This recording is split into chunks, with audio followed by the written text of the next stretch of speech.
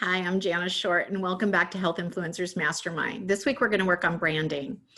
Branding was something that it took me a really long time to figure out because I wasn't comfortable with branding myself, and I really didn't feel like I had a whole lot to offer. I wanted to fall back on other things, and the truth of the matter is, I was what I had to offer, and it was the best part of anything I'd ever done. So I'm going to go over branding a little bit with you. I'm going to share my screen really quick. So just give me a second to pull everything up for you. And we're going to go big. There we are. Section 2, branding yourself. This is going to be key to everything you're doing. And I'll talk a little bit about why later. Branding is about so much more than what people see. It's about how you make people feel. I'm going to tell you a little story that'll give you an idea of how powerful branding is and how important it is to be making them feel what it is you want them to feel. When my kids were getting married, I remember telling them all that if your spouse cheats on you, it is not going to be because they found someone prettier, they found someone smarter. It's going to be because of the way you treat them. So do you remember when we first fell in love with the loves of our life? They could do nothing wrong. Like they would leave their dirty clothes on the floor and you'd be like, oh, I got it. And you would get up in the middle of the night sometimes and fix your face or your hair so that when they saw you laying there, you would look beautiful. And you just did all these things. They could do nothing wrong. You love them. But then you start living life and you start adding kids in and jobs and stress and day to day. And you're like, pick up your blankety blanket clothes off the floor. If I see him one more time, and pretty soon we stop saying, oh my gosh, I love you so much. Thank you. I just can't tell you how much I appreciate the fact that I came home and you actually took out the garbage. Thank you. But I mean, they just start not feeling that from us anymore. And then some girl at the office starts talking to them, right? And tells them, oh, you have the prettiest blue eyes. And then they start getting built up again. So we have to constantly be building up. Our brand should be a feeling they get. If you're in health, it should be a feeling of health and wellness. If you're talking about mental health, it should be a feeling of peace and understanding, right? So you want to find out what your brand is and what the feel is you want out there. I'm so sorry. The way to do that is figure out who your ideal client is, right? We're going to put that ideal client into that little teeny corner, the niche. That's your niche. We're going to put in what you're good at doing. So maybe you're a really good nutritionist, what people will pay you, or what price bracket they're in, and what do you love to do. And we're going to figure out what that niche is and find out who your ideal client is when we're branding you. By the way, the story that we worked on last week, that is going to help us brand you as well, because that gives us an idea of all of that. So when you're doing a target market, you want to know, like, what are they, women? Are they men? What age group are they? Are they married? Do they have kids? Do they live in a house? Do they have health issues? So you're going to look at all these things when picking an ideal customer. You're going to break it down even a little bit more. I'm not sure. Does the next slide break it down a little bit more? It does. You want to break down age, gender, income, education, location, family, occupation. Let me just take a drink. Thank you. You want to do hobbies. What's their favorite movie? I want to see my ideal client in my brain so much that they become real. And so we're going to do that. If you can find 20 ideal clients for your business, would that be better than finding 200 clients that are not ideal, that are difficult, that you're dragging along the entire time? So breaking down your niche, finding who your ideal client is during your branding process is really going to help you target those people and bring a lot more joy and less stress to your business. You can create customer profiles. So I worked for a while as a personal assistant, and I created profiles on everyone. I knew who their kids were. I knew when their birthdays were. If they had gone on a trip, I put it in my notes so that when I was addressing them for the person I was working for, I would remember that she would remember that, oh, hey, how was your trip to Africa?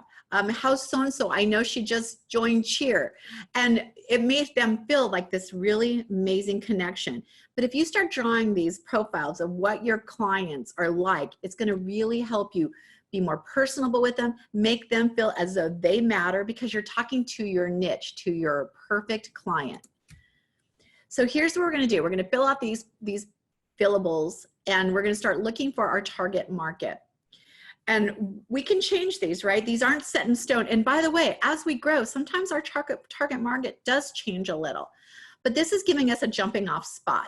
And so we're going to break this down. This, by the way, was one of the hardest things for me to do. So if you have any trouble with this, let me know and I will work with you, or I will get one of the experts to work with you, because it is a little difficult sometimes, especially like I don't like social media. And it's hard to say that because I'm on it all the time, or at least my business is on it. I pay someone to do the other stuff for me, but it's hard for me to understand what a target market would look like. But the companies who have done it really well, that's why they're doing well.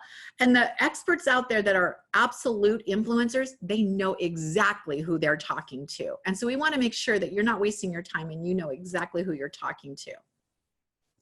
The benefits of having a niche are super easy. You know exactly where to put your focus. So you're not wasting time dragging people in or putting them into something that they're just not wanting because you need the numbers. It's your clinical outcomes. So for those of you who sell 1 hour sessions, let me just give you a little idea about clinical outcomes and how important they are. If you are selling your sessions one at a time, instead of maybe in a package of 90 days or 10 packages, the likelihood of someone coming 10 times or over a 90-day period are very slim. You're going to have people dropping out. And then they're going to go out and say, I worked with her. It didn't work for me. And the thing is, who can get fixed in one session or 2 sessions? We know this is a journey. We know this, but the client doesn't know that. So when you're working with your focus market and inside your niche, it's so much better to have really positive clinical outcomes where you're so much more successful. And by the way, it's not that you're not successful because they left. That's on them. But the people that we're now targeting are people that want your help, that want to invest in themselves and understand the quality of that. Be the go-to expert. So having the platforms that we give you and becoming that influencer, that's what it does for you. And so I have a really amazing girl. I hope she's here listening. And if you are, hi, I'm Keela. But Keela Smith's got a very special, unique set of skills. And she works with women on fertility. And she's amazing at it. And she has great success rate, but she knows her target market. She stays in her niche, she speaks to those people, and she figures it out. And now she's the go-to expert for that. When I post one of her blogs, I get like anywhere between 2,000 and 5,000 hits on the blog because there's so many people searching for it, and they see her name, they relate to her as an expert in that area, and they want to read more. And it's got to be about the experience. I always make it a positive experience. I know that we have down days, and I know that I tell you, be really honest in your story. But if you're living in that, if I'm living in my sickness and what I went through, it's going to attract the wrong group of people. So it's okay to have gone through that, but you want to live in the joy part, and you want to pass that on when you're finding your niche, right? You're looking for that group that wants to be in that joy section too. What is your brand? Again, I had no clue. I thought my brand were essential oils when they did a completely great job of doing that. And then as I became a health coach and I became an NLP practitioner, and I started thinking, I'm tired of my clients who I'm not able to help because that's not my field of expertise, sending them out there to just struggle, finding the real expert and not a fake. I found my niche along my journey. So you have to put in one big idea, a problem that needs to be solved. So if you're working with weight loss, they want to lose weight. Maybe they're weight loss women over 50. And let me tell you, that is hard. When I wanted to lose 5 pounds when I was young, I could lose it in a weekend. But now after hitting my 50s, it is not that easy. And you'll lose 2 and you'll gain 3, and you'll lose 4 and you'll gain 3. So you want to find one problem that what you do solves. And then a little bit about what is your personality. Then you keep breaking that down. When I tell you that to be an influencer, you have to be everywhere. You have to come from a place of yes. And so when I ask you, you need to be posting blogs, you need to be in books, you need to be, providing services on speaking engagements, be interviewed. Because the more you're doing it, the more consistent you are, the more people see your name, and they see you not only as a brand expert, you being the brand, as that person, that go-to person, but they know you're going to show up, right? They're not going to pay you, and their money disappears. They know you're the coach that continually shows up. So it'll be slow at start, But remember, the great thing on the internet is none of that stuff goes away. So when I find you 6 months into you branding and finding yourself and building yourself as an influencer, and now you're an influencer, and I want to go find you, I can find all of your stuff and catch up. I can play catch up. So we're going to go through all of that. We're going to fill this out. This is just a little bit of an idea of how you're going to target your niche when you're branding. Then you can post in here. This is your vision board. What does your family look like? Your health and fitness, the career. This is going to be the vision of your perfect client. And so we can pull these little pieces together and start creating that little niche that you're going to find, that little teeny section out of all those thousands. They're going to be your perfect clients. To create steps to create a perfect brand. Brainstorm. That's a good one, right? If you need any help brainstorming, go in the group. Say, this is what I do. I'm having trouble getting that across, and see what people come up with. They're the masses, right? Go in there and start asking so you can brainstorm with others. But it should be in 3 to 5 sentences, describe what your business is. We're, again, going to work on that when we're working with our elevator pitch. Define your target market and audience. Recognize your competitive advantage. Why am I better than that person? And you may not be better.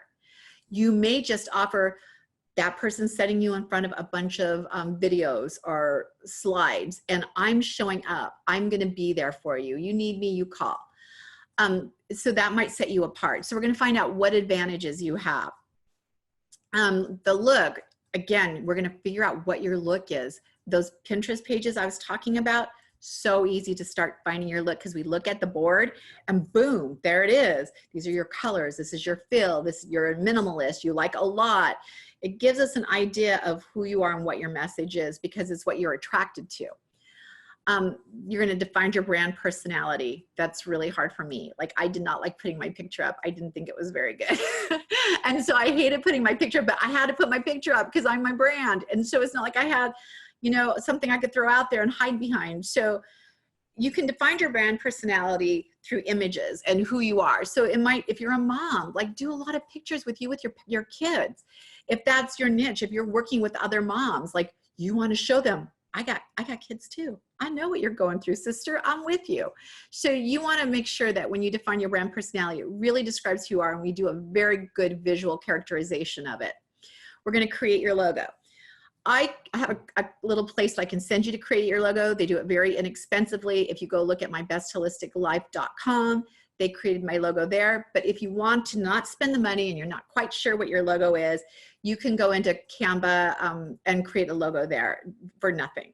So, and we can work with you there, but we're going to implement your colors, your fonts, because we're going to see that throughout. So when I see that color posted around, so say you have a beautiful blue and you're posting blue frames around your Instagram, I see those blues and I start seeing those moving to Facebook or being shared. I recognize it. That's yours. So we're going to come up with that. If you don't already have a website, you should.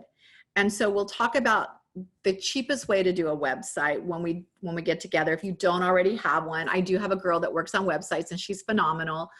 Or you could create your own. I know that, I believe that Melanie Pigeon, she's amazing, and I think she did her own, and so yay, hers is beautiful, looks professionally done. But it doesn't have to be a big deal, because I could tell you a lot of people do not come to your website. But if I'm looking for an influencer, I need to go and see the about me, who they are. So you definitely have to have one, but you don't have to spend a lot of money. Just make it look like your brand. It doesn't have a ton of links, and it can grow as you grow. So you're okay with not doing so much. Then you want to develop your social media. I tell everyone, rule of thumb, only gravitate to 1 or 2 areas that you really enjoy. You can add others in later, but I focused on Facebook and Instagram. That's where all my focus was, because it was easy. I hated social media, and they were linked together because they're owned by the same people. And so it was super easy for me to do those. But I have started out now, and I have a very, very small following in Twitter, because I just repost everything there because I don't care. And I've started working a lot on LinkedIn, because working with other experts, I want to make sure that my experts are being seen when I post their podcasts or blogs by other experts. And so since that is a much more professional page, I started working on LinkedIn. So we'll talk about what platforms are going to be where your niche is. So if you're working with women over 50, are you going to go on Snapchat? No. Are you going to do TikTok? No, you're not going to hit your demographics. There's no point in even wasting the time there. So we'll figure that out by developing your social media with your brand. Here's your branding checklist. You're going to go down. We need a cute tagline. When I ask for a tagline and a bio and I get a paragraph, it's a tagline. So you want something really brief that you can use to sign out of your emails, sign off of like an interview or a podcast that we always see this, becomes your quote. And so a really brief tagline, and I'll tell you, funny is good, odd is better, because people see something unique and original and they're like, what is that? Oh my gosh, that's funny.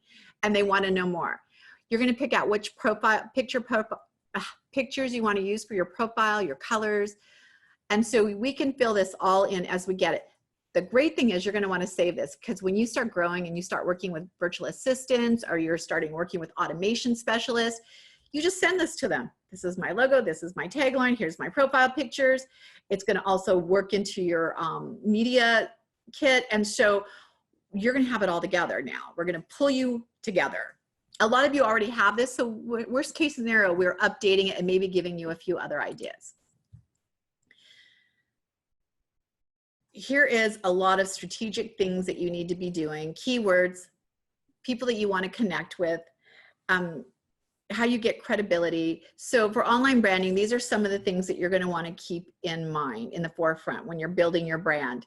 I'm not going to go over all these because I don't like these to be really long. I know how precious your time is. Again, these are more tips for branding. We're already working on developing your story because that's so important in finding your niche. So that was the first week. Now we're moving into what our brand should look like, what we envision it looking like to hit our target market. Again, if you're all health and wellness, you want light, bright colors, right? That look like fresh fruits and vegetables and healthy people with sunshine. We don't want it dark and dim. So, but that could be your brand. And I'm not telling you that that won't work either. I'm just saying that that's what people are more attracted to. Let you go with that. People do not buy goods and services. They buy relationships, stories, and magic. And that is true. They will not, a lot of times I'll have people say, I'm not converting, I'm not converting. And all they're doing is posting their program, right? This is my program. This is how much it is. It starts on this day. I'm super excited to have you.